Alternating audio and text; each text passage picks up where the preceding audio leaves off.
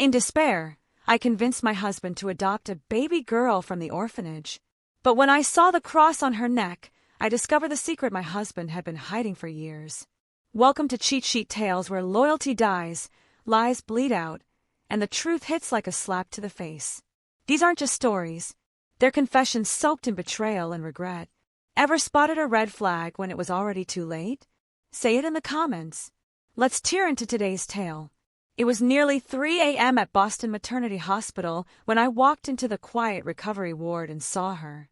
Tiny, still pink, swaddled in a patterned hospital blanket, eyes barely open under the softest lashes I'd ever seen.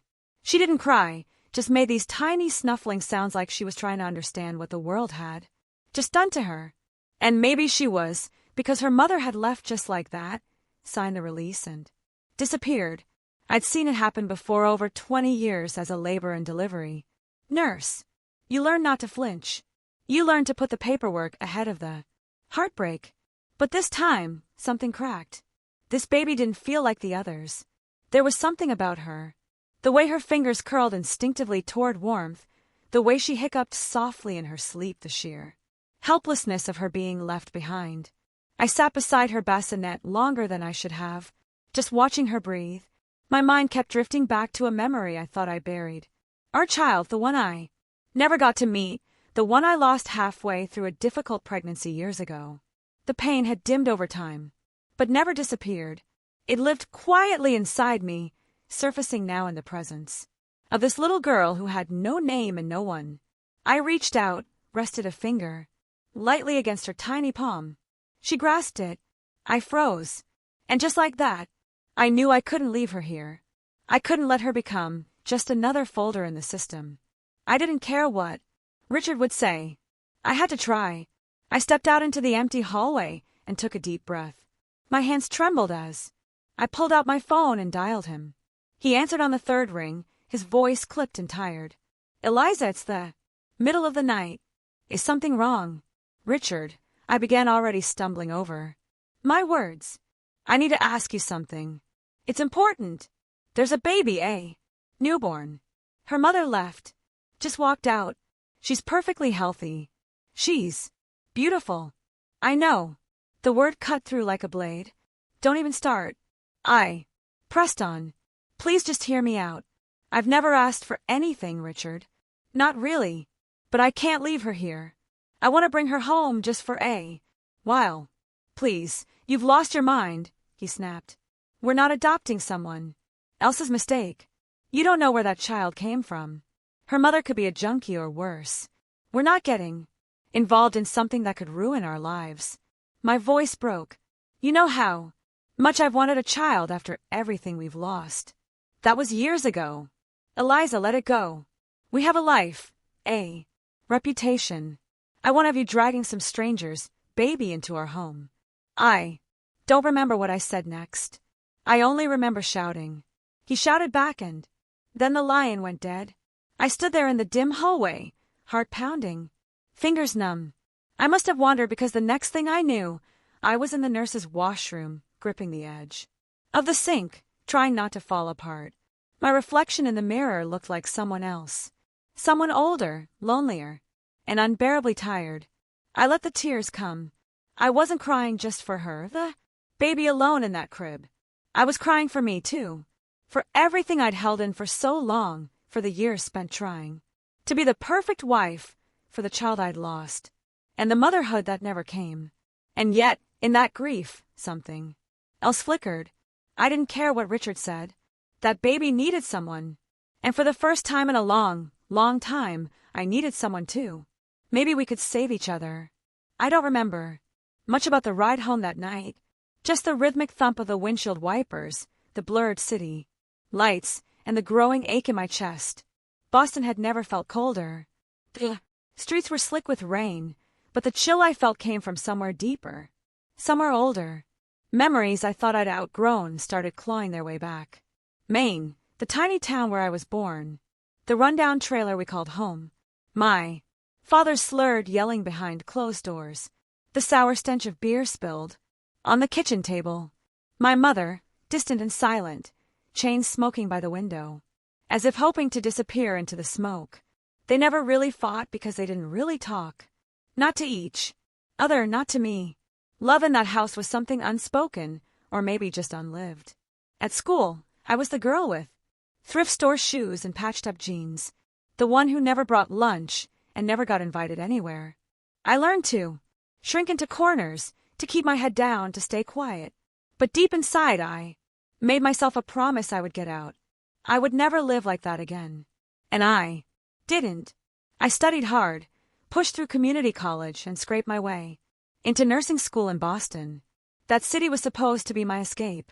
And in many ways, that's where I met Richard Whitmore. He wasn't charming, not in the way most people mean it. He was older, composed, successful. He owned a high-end building supply company and carried himself like a man used to winning. When we met, I was renting a tiny studio apartment and barely making rent. He walked into the store I worked at, asked a few questions about cabinet hinges, and then about me. He didn't sweep me off my feet. There were no flowers, no grand declarations, just calm, steady interest. He liked that I was quiet, that I didn't drink, didn't party, didn't ask for much. He once told me I was a safe investment, and I pretended it was a compliment. We got married the following spring. Well, I believed it was enough. He had a good reputation, a beautiful home on Beacon Hill, and he never raised his voice in public. I told myself that stability was better than passion, that being cared for was close enough to being loved. But over the years, the cracks deepened. Richard didn't like being questioned. He had opinions about everything. How I should wear my hair, what I should cook, which friends I could see. The thermostat stayed at exactly 70. The towels had to be folded a certain way, and the floors were never clean enough. He demanded perfection, and I gave it to him because I didn't know what else to do. To outsiders, we looked like a model couple. But inside that elegant brownstone, I was just another part of the decor. Tidy, silent, replaceable. I had traded the chaos of my childhood for a different kind of emptiness. And that night, as I turned the key in our front door and stepped into our pristine kitchen, I realized something terrifying. I might be trapped again. Only this time, the cage was velvet-lined, and I'd walked into it willingly. There was a time I thought a baby might save us. It had been 5 years since our wedding when I found out I was pregnant. I still remember standing in the cramped staff bathroom at the hospital, holding the test in my shaking hands, staring at the 2 pink lines as if they couldn't possibly be real. My knees gave out. I sank to the floor, sobbing, not just from joy but from sheer disbelief. I told Richard that night over dinner. He didn't leap from his chair or sweep me into his arms, but his eyes softened. He nodded, muttered something about carrying on the Whitmore name, and poured us both a glass of sparkling water instead of wine. That was his version of celebration. I thought maybe this would change things between us. Maybe the idea of becoming a father would thaw something in him. It didn't. He didn't slow down, didn't ask how I was feeling. He still expected the same spotless floors, the same multi-course meals, the same perfectly pressed shirts laid out each morning. When I mentioned the nausea or the cramping, he'd wave it off. It's pregnancy, Eliza, not the plague. Women have been doing this for centuries. You'll be fine. Then came that night, the one I try not to remember but never really forget. I had just finished a long shift. My back was aching and my feet were swollen. I'd barely stepped through the door when Richard asked where dinner was. He'd invited 2 clients over for lunch the next day and wanted the guest room cleaned, the guest towels replaced, and the dining room set appropriately. He didn't care that I looked pale or that I couldn't keep down more than crackers. I was in the middle of mopping the hallway because he said it smelled musty when the pain started. Sharp, deep, wrong, and then blood. So much blood. I screamed. Richard came running, and I saw it in his face. Panic, guilt, maybe even fear. He called the ambulance, held my hand, sat beside me in the ER, silent and pale. But it was too late. Our child, our only child, was gone. He was apologetic after that. Tried to do better, bought flowers, took me to dinner, stayed home more, but by Then it didn't matter. Something inside me had collapsed. I stopped crying. I stopped hoping. I stopped feeling much of anything. And somewhere deep inside, I decided I would never let myself dream of being a mother again. The next morning, I woke to a smell I hadn't encountered in our home in 15 years, maybe more. Eggs. I pulled on my robe and patted down the hall half, convinced I was still dreaming. There, in our kitchen, the same spotless stainless steel space where I had cooked 1,000 meals without thanks, stood Richard in pajama pants. At the stove, he turned when he heard me and gave a faint smile, like he wasn't quite sure what he was doing. "I made breakfast," he said, as if it was something he did every Saturday. The eggs were overdone, the toast slightly burnt. He'd drawn a crooked smiley face and ketchup on the plate. I stared at it in disbelief. "Are you feeling all right?" I asked, not even trying to hide my suspicion. "I thought about what you said," he replied, his tone quieter than usual. "About the baby. I may have overreacted last night." That was the understatement of the year. He sat down across from me, folding his hands. "If this really means that much to you, if you still want to bring her home, we can do it." I didn't speak right away. Part of me wanted to jump into his arms. Another part hesitated. He'd never offered me anything like this before. Never bent, never softened. Was this real or guilt? But it didn't matter. My heart surged with hope. I whispered, "Thank you. Really? Thank you." He gave a short nod.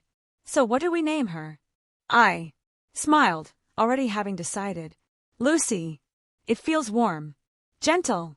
Richard stiffened. "Slightly." "No, I was thinking Lydia." I blinked. "Lydia. It's a strong name," he said, "and it reminds me of someone." I wanted to ask who. I wanted to press, but something in his eyes told me not to. Not yet. So I let it go. "All right," I said softly. "Lydia it is." That evening we brought Lydia home. She was so small. In my arms, barely more than a whisper. The house, our cold, perfectly curated brownstone, suddenly felt too sharp, too bright, too large. I led Richard upstairs to the nursery we'd never used, the room that had stayed sealed for over a decade. He didn't say a word, just opened the door and let me carry her in. Later, I filled the baby tub with warm water while Richard hovered nearby. Unsure of what to do, I laid Lydia gently into the bath, her little legs kicking softly as the water embraced her. "She's so peaceful," I murmured. Richard stepped closer, towel in hand. "She smells like soap and something else, something new." We laughed, awkward, tentative. Then as I lifted her out and began drying her off, I noticed his expression shift. His brow furrowed, his eyes narrowed.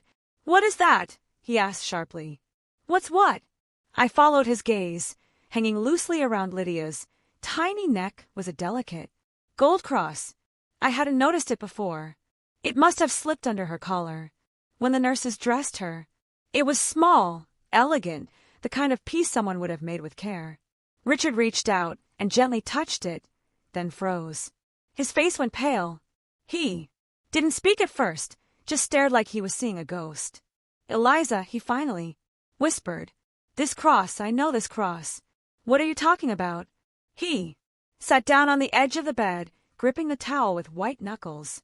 "Over 20 years ago, when I was barely out of college, I had a relationship. It wasn't serious. She got pregnant. I told her I wasn't ready. I didn't want the baby. And when she died giving birth, I let them take the child. I walked away." He looked up at me, his voice breaking. "But before I did, I had this cross made custom gold with that same engraving on the back. I gave it to the nurses and asked them to put it around the baby's neck. I couldn't breathe. You're saying Lydia is your granddaughter?" "I don't know," he said, shaking his head. "But that's the same cross. I swear to you, Eliza, that's the one." I stepped back, heart pounding. "You had a daughter, and you never told me." He looked down, ashamed. I thought it was behind me. I thought I could just move on. I stared at him, then at Lydia. "No," I said, my voice low and shaking. "We're getting a DNA test tomorrow." The envelope came 3 days later. It was thick, official-looking, and completely silent as I held it in my hands, but it screamed in my chest. I waited until Richard got home. He was pacing before I even opened it. Lydia lay asleep in the next room, her soft breath steady, unaware that we were about to measure her place in our world with a percentage. I slid a finger under the seal. Inside, clinical words, printed, lines, barcodes, all wrapped around one brutal number. 0% biological. Relation between Richard Whitmore and Lydia Rose. Richard read it 3 times. He didn't say a word. He just sat there, eyes fixed on the paper like it might change if he stared long enough. That's impossible, he finally muttered. That can't be right. The cross, it's right, I said. It's definitive. He stood, ran a hand through his hair. But that cross, Eliza, that exact cross. I had it made. There's no way it could have ended up on another child. I wanted to feel relief, but all I felt was confusion. Maybe it was passed along, given away, or maybe someone else wore it. Richard shook his head. That's not the kind of thing you give away. He looked shaken, and to his credit, he didn't talk about giving Lydia back. He didn't retreat. He just sat down beside her crib that night, staring at her for hours, like the answers might be written in her tiny face. I, on the other hand, couldn't stop thinking about the woman who left her behind. There had to be a record, a signature, a file in the hospital database. So, I pulled some strings at the nurse's desk. The intake forms listed a name. Hannah Fields, 21 years old. No listed emergency contact, no follow-up address, but there was a street, something scrolled in pen at the bottom of the chart. An old mailing address on the outskirts of Cape Cod. That was all I needed. Richard was still frozen in thought, his mind stuck in the past. But mine was already moving forward. If we couldn't explain the cross, maybe she could, and I intended to find her. Cape Cod in winter isn't the postcard version most people imagine. It's empty, skeletal. The beaches are cold and colorless. The wind smells of salt and sadness, and the little towns feel like they folded in on themselves. It was in one of those towns, barely more than a scattering of houses along a forgotten road, that we found her, Hannah Fields. Her name had haunted my thoughts since I first saw it on Lydia's intake form. No phone number, no email, no family, just a smudged address and a whisper of someone who had vanished the moment she gave birth. The house looked abandoned, peeling white. Paint, shutters hanging loose, a porch that sagged under our steps. We knocked. Nothing. I was about to leave when I noticed a flicker behind the curtain. Movement, hesitation. Then the door creaked open. She stood in the doorway like a shadow, thin, pale, barely a woman. Her cheeks hollow, her posture guarded. Dyed pink hair faded at the roots. A threadbare hoodie over a tank top despite the freezing wind. She looked at me like I was danger, and maybe I was. I don't know you, she said, her voice scratchy. I took a slow breath. My name is Eliza. This is my husband, Richard. We've been caring for your daughter. Her eyes narrowed. I didn't give anyone permission. I know, I said gently. We're not here to fight. We have questions about the necklace, about the cross. At that, something flickered in her face. She stepped aside. Come in, but don't touch anything. Inside the house was even colder than outside. Dust clung to every surface, and the smell of mildew hung in the air. We sat on a couch with springs poking through, while Hannah perched on the edge of a milk crate. The cross, she said quietly. It's not mine. It belonged to someone else, someone I knew. Her name's Margaret, but we called her Maggie. She stared at her hands. We grew up together in foster care. Same group home, same cheap bunk beds. She was the good one, always trying to believe life could be different. I glanced at Richard. His eyes had gone distant. Hannah went on. When I found out I was pregnant, I wanted to disappear. Maggie gave me that cross the day I left. Said it didn't bring her much luck, but maybe it would bring the baby some. She looked at me then, suddenly raw. I didn't want to be a mother. I didn't think I could be. Her voice cracked. I just wanted to run. I didn't say anything. Not yet. But in that moment, I knew two things for certain. This girl wasn't cruel. She was just broken. And somehow this all led back to Maggie Morgan. The moment we stepped out of Hannah's crumbling house and back into the wind, I knew something had shifted. My mind couldn't stop replaying her words. The name Maggie Morgan. The surname struck me first. Morgan. It wasn't rare, but it wasn't nothing either. And the way Richard went silent when Hannah said it, how he stared past her like someone who'd seen a ghost. That haunted me more than anything else. Back in the car, he didn't speak. Not until we were halfway down the coast. Headlights cutting through fog and silence. Her name wasn't Margaret when she was born, he finally said. We named her Grace. I turned to look at him, pulse thewing in my throat. She was your daughter, I said softly. Wasn't she? He nodded once. I was barely 20. Too ambitious for a child. Too selfish to admit it. Her mother wanted to keep her. I said, no. I signed the papers and walked away. His voice was flat, but his hands gripped the wheel, so tightly his knuckles turned white. And you never tried to find her? I asked. What would I have said? He snapped. That I threw her away for a corner office and stock options. I didn't answer. The rest of the drive home blurred into gray. I couldn't stop thinking about that little silver cross, how it had made its way from a baby abandoned by her father to another baby abandoned by her mother. There was something cruel in the symmetry of it. Something holy, too, as if the universe had kept passing the same thread between women, trying to stitch a wound that refused to close. That night, I dug into every public record I could access. I looked up Margaret Morgan, cross-referenced adoption databases, searched forums for adult adopts. It felt strange, scouring the internet in the dark, searching for someone else's daughter, someone I had no claim to. And yet, in a way I couldn't explain, it didn't feel like she was only Richard's daughter anymore. She was the girl who had given up the one thing she had left, her necklace, to give hope to another lost child. The gesture had rippled across time and bloodlines and reached my hands.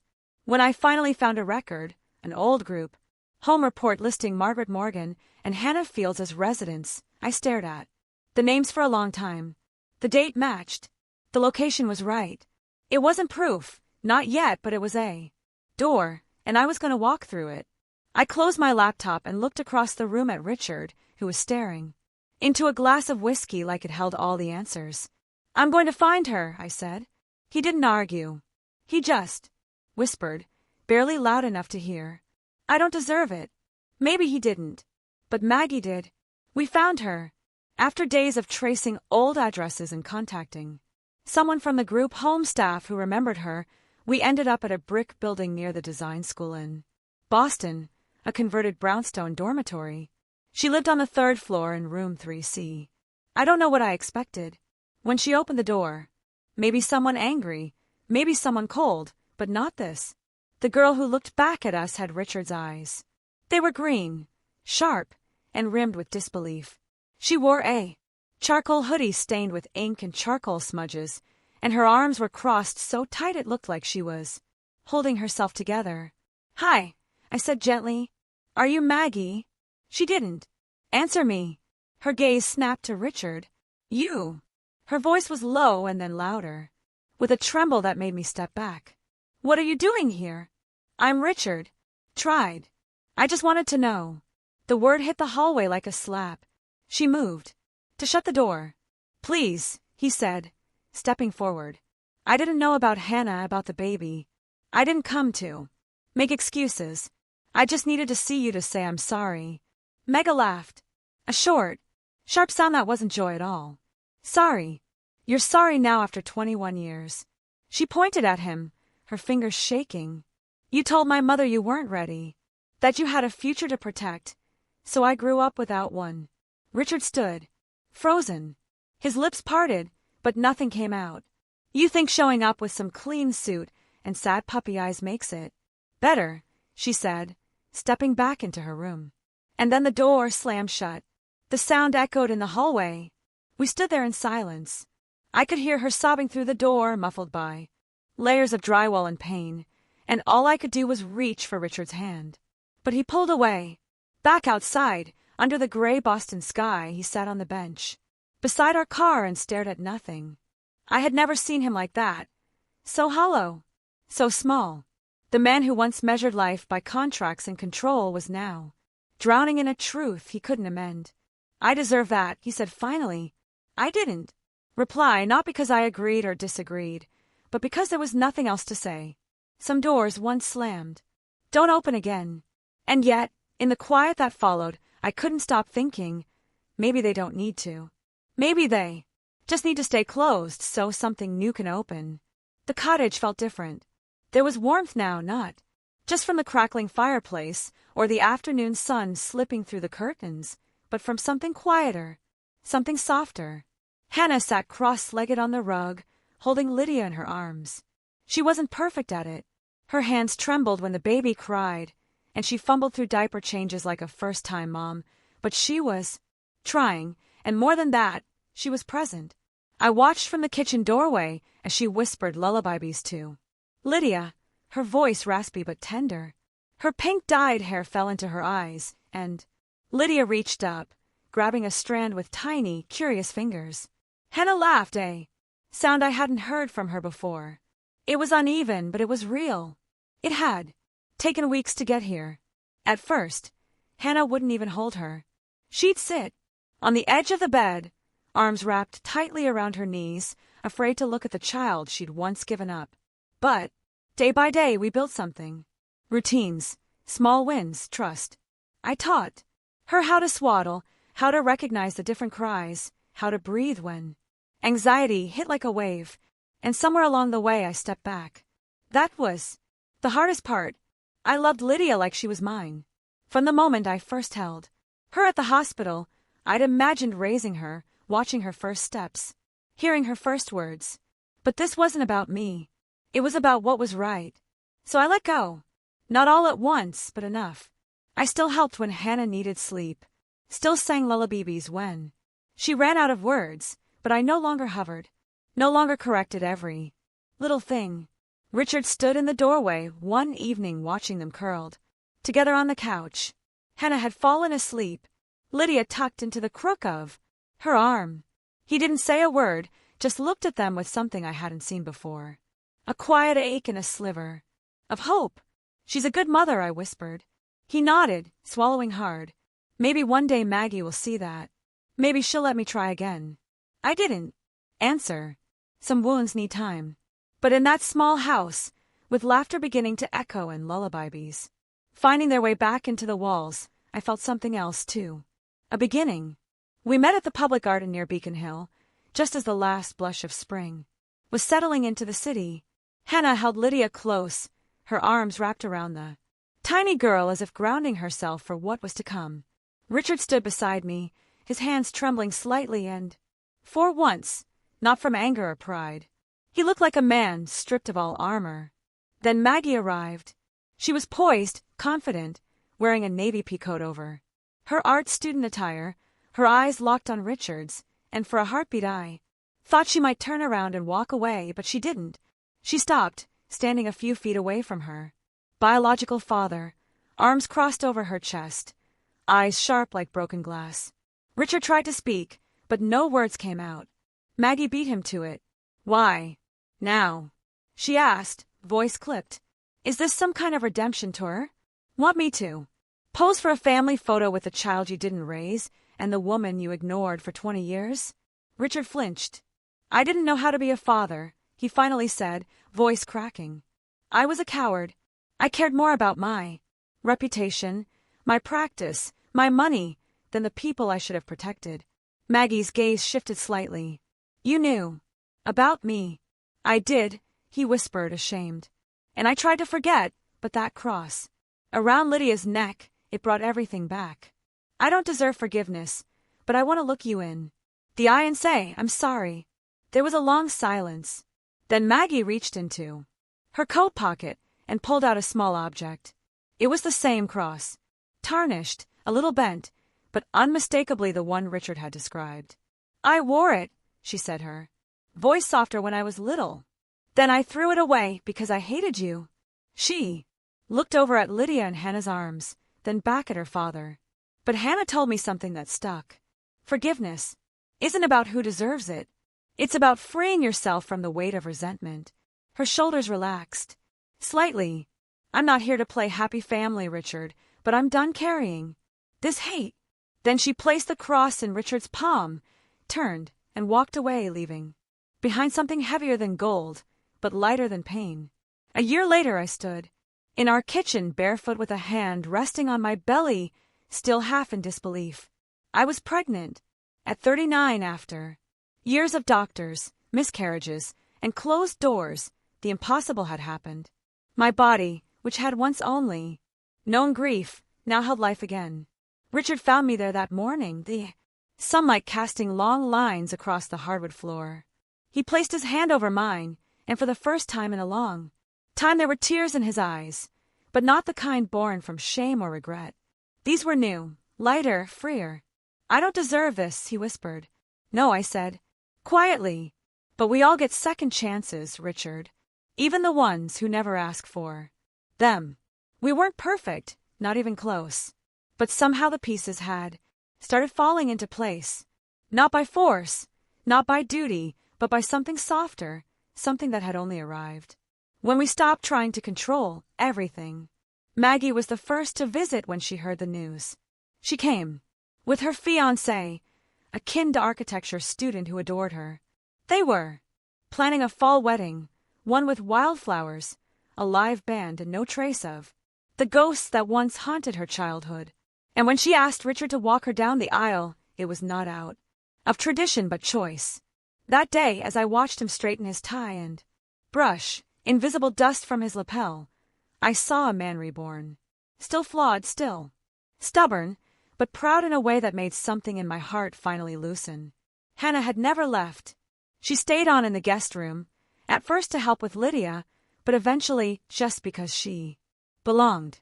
She and I became a team, sometimes co-parents, sometimes quiet, companions during late-night tea, sometimes just two women learning how to heal side by side. Lydia called us both Mama without hesitation, and somehow that felt right. Lydia, oh Lydia, she had started school that year. Tiny backpack, crooked smile, and the kind of laughter that made strangers turn their heads. She was the heart of this family, though she didn't know it. A child once discarded, now the glue binding 3 generations of broken women. She brought light into rooms that had known only silence, joy into rituals that once felt hollow. Every time she reached for Maggie's hand or kissed Hannah's cheek, it was as if the universe was repairing itself through her tiny fingertips. Sometimes I would find her sitting in the window seat, humming to herself while holding the very same cross that once unraveled our world. She didn't know its full history yet, but one day she would. And I hoped when that time came, she would feel proud. Not because we were perfect, but because we chose each other again and again. We are not the family I imagined in my youth.